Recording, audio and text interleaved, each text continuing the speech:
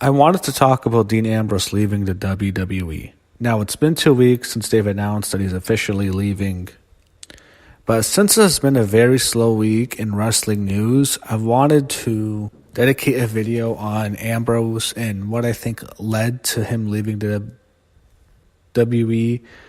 I think it's a very unfortunate situation because I think he should have done a lot more in his career, and I think that the company booked him poorly, but I also think part of the blame is on him. I think he, especially the last couple of years, phoned it in. Even maybe not this past year because when you look at his physique, but I think before he was injured, from most of 2017, since he lost the title back in 2016, rather, I think since then he phoned it in a lot. So I think there is some blame on Dean Ambrose, but I think a lot of the blame will go to creative. And definitely, the amount of feuds he lost was ridiculous. So before we get into all that, he came in 2012 at the Survivor Series when he debuted with the Shield, and they interfered in the triple threat main event with CM Punk, John Cena, and Ryback. And even though we all knew back even then that the company was going to push Reigns the most, I saw that from the first few weeks that they had something big for Reigns. The first guy to really break out in the Shield was Dean Ambrose. Ambrose was the first breakout star. They got a few big wins on pay-per-view. I think Ambrose scored the pinfall for his team at WrestleMania, and Ambrose was the one who got the singles push at first when they saw the Shield together, but they were splitting them off into title matches. Reigns and Rollins teamed up to win the tag titles while Ambrose won the U.S. title. And it seemed like Ambrose was really the leader of the Shield at first. He even got a match with The Undertaker on SmackDown. He was the one who was most featured. He was their first breakout star. Then after Ambrose broke out, Reigns started to really break out. And when we go into 2014, especially at the Royal Rumble, which was a disaster, but Roman Reigns was cheered heavily over Batista. I remember a couple months before that, the Survivor Series, they pushed him heavily to give him a big win, hit a whole bunch of spears. So they were pushing Reigns heavily. You can tell the company was firmly behind Reigns as the heir apparent to John Cena. Reigns was, he broke out next. People knew this guy's a big star. And at first, the fans were 100% behind Reigns. They really liked him. He was a fun wrestler to watch. He did a lot of power moves. He was a tough guy. People are really behind Roman Reigns. Then Seth Rollins broke him. I think when the Shield started to feud with the Wyatts, then Evolution, I think that's where Seth Rollins really started to break out. He started to do a lot of big spots. He was kind of, the big high flyer of the Shield. He was the one who did the holy shit moments, and that was his style. I always thought Rollins was the high flyer, Ambrose was the brawler, and Reigns was the power guy, a big power wrestler. Eventually, what happened was Reigns and Rollins broke out after Ambrose, and I think people started to forget about Ambrose because he broke out too soon. Even though Ambrose was always the best on the mic of the three, I think that the other two started to get more shine. And WWE, when they decided to break up the Shield, they gave the big spotlight to Rollins as the heel turn. And the way they were building up, most people thought Ambrose was going to be the one to turn. I was surprised that they chose Rollins. So when Rollins turns, Ambrose is the one who gets hurt because he's staying as a face. Reigns is going to be the top guy. And Rollins was basically the top heel at that point. And that's where Ambrose was just, he was going to be hurt there. And I kind of figured, man, I think he's going to be suffered the most from the Shield breakup. And that certainly happened. They have him feud with Seth Rollins, and Ambrose loses. He loses at SummerSlam, and he loses on Raw in that whole match with the Cinder Blocks. He lost to Seth Rollins over and over again. He loses to Rollins again in the Hell in a Cell match. And then he feuds with fat Bray Wyatt, who ruined that match. And then Bray Wyatt the feud with Bray Wyatt sucked. Lost over and over again. The TLC match was a joke. He lost the match in Bray Wyatt when Bray just throws him in the back of an ambulance like he's nothing. And the whole thing was, Dean Ambrose, the whole theme of his career ever since the Shield broke up for a while was being enhanced with talent. He was being used as someone to lose to a wrestler who they were grooming. They groomed Rollins for a big spot. They gave him the big title win at WrestleMania. Bray Wyatt was being built up for The Undertaker, so they had to sacrifice Dean Ambrose. And that became the theme of Ambrose's career. he teams up Reigns again. They feud with the Wyatt family at SummerSlam. But the whole thing with Ambrose, they were using Ambrose's popularity as a way to shield, no pun intended, Roman Reigns, because he was despised by the fans at that point. They had really turned on him. Ambrose, again, he battles with Reigns, friendly fire at Survivor Series in the tournament for the title, and he loses to Roman Reigns. Another big match, he loses.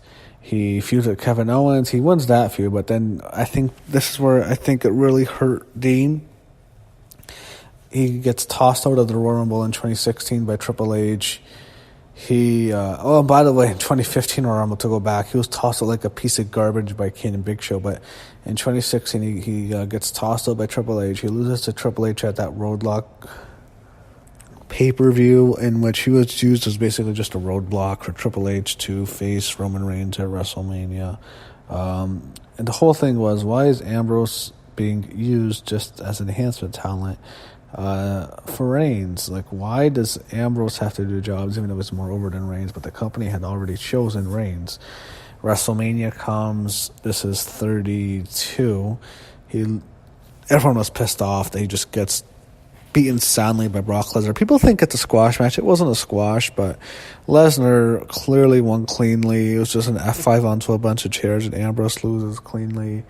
It's like, that's it for Dean. Like, he needed that win badly, and when he got the title eventually later that year in 2016, he won the Money in the Bank, and he cashed it in the same night against Seth Rollins. He never really could break out as a top star. He never felt like the top guy, even though he was the champion. He felt like a champion who was just a mid-carder. It's like, they valued the belt. It felt like he was a guy holding the belt. He didn't feel like a top star. And I think part of that was because he lost so many big rivalries before that. Virtually every single big rivalry he had lost. Next for Dean, he goes on to the Stone Cold podcast, and it's a complete and utter disaster. It was embarrassingly bad. It was so bad that WWE has not done another awesome podcast since, and I think Austin has had some heat with the company ever since. What happened was, Austin, he was trying to get Ambrose to open up about his early life, his childhood, his upbringing. Ambrose clearly did not want to go there. He was not a lot of positive things to go back to, and Austin's keep trying to get him to open up, because Ambrose had an interview online, a shoot interview in which he really opened up. Austin keeps just trying to pester him to open up. Ambrose is clearly not comfortable going there. And it really seemed very negative with Ambrose. He just seemed so negative to the WWE getting hired. It felt like a really negative vibe to it. And then Austin goes after Ambrose. He rips into him. He says, "You're resting on your laurels." And Ambrose got so offended by that comment. He was furious. He couldn't say anything because, Austin's right there, but he was clearly not happy about that comment. I think that really... in Austin, he called him out. And I think ever since then, Dean Ambrose has just never recovered since that. He goes, he beats Dolph Ziggler in a dud match at SummerSlam that year, a forgettable match.